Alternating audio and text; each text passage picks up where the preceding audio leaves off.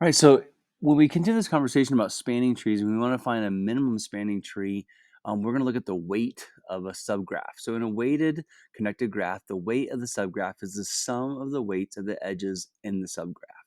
And so now with that, we're going to go to a spanning tree. So we're taking that subgraph and going down to just a tree, so there's nothing, it's not connected again, remember? And so a minimum spanning tree is of graph G is a spanning tree of G with the smallest possible weight. So the dilemma with this is that, as you can consider when we think about making a spanning tree, is that there's always different possible combinations or iterations of how you could create that spanning tree depending on how you started.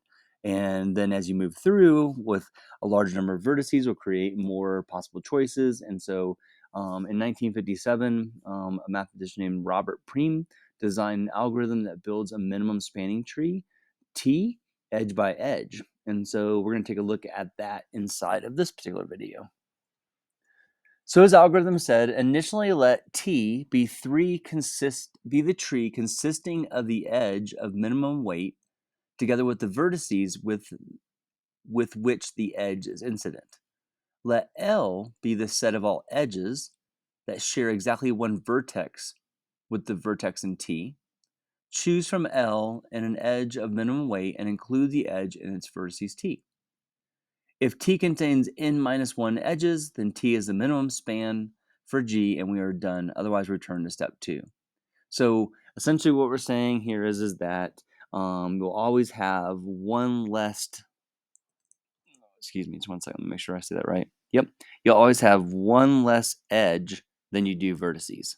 So if you have 7 vertices, you'll have 6 edges, and you'll know you're done. You know you've accomplished that when you take the number of vertices and subtract 1, and that's how many edges you should have. So let's take a look at his theorem.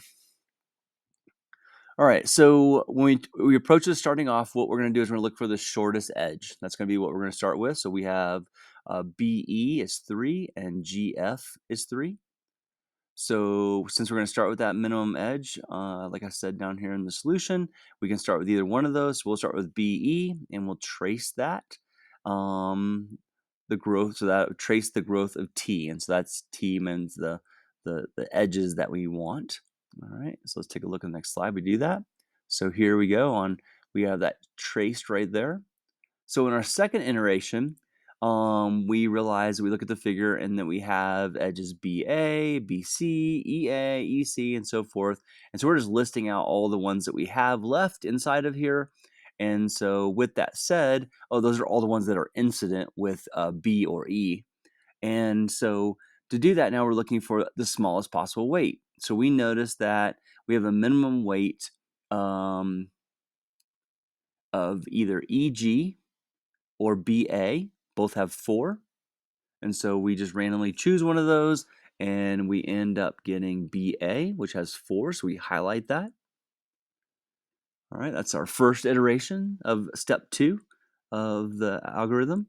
So now we go on to step 3. On step 3, same thing. We've got a list of edges that we can choose from. We observe that EA is no longer in L since both of its vertices are in T. The inclusion of EA and T would create a cycle. So what we're saying right here now is that if we did EA, we would have a cycle, and that would break our expectation of what we're doing to create a tree. And so we can exclude that from L. And as shown in figure 9C, we now see that we can choose EG. There we go. Oops, sorry. So we're going to choose EG, which has a length of 4. And so that'll move us on to our next iteration. So iteration 3. And once again, we have a list of the edges that are possible for us to work with at this point.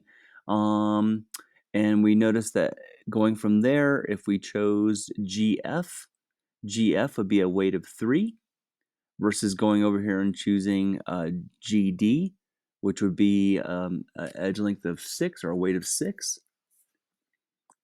Iteration 4. At this point, we are going to go ahead and choose FC because that's the side that's incident, the edge that's incident with F. And moving right along there. And then lastly, we go back and we step back and say, okay, well, we need to find something that's incident to be able to hit all of our vertices. And so we realize that we are going to have to choose edge GD, and because of its length 6, but that ultimately gives us what we need.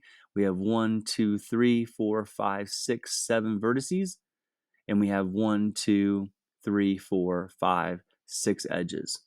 And so we know that we've met the minimum spanning tree requirement. So we can add up our weights and find out that the minimum spanning distance is going to be 25 for this guy. All right, so that wraps up using that algorithm, Prim's algorithm, for spanning tree search for the minimum spanning tree. And that'll wrap up 5.3. Let me know if you have any questions. Thanks.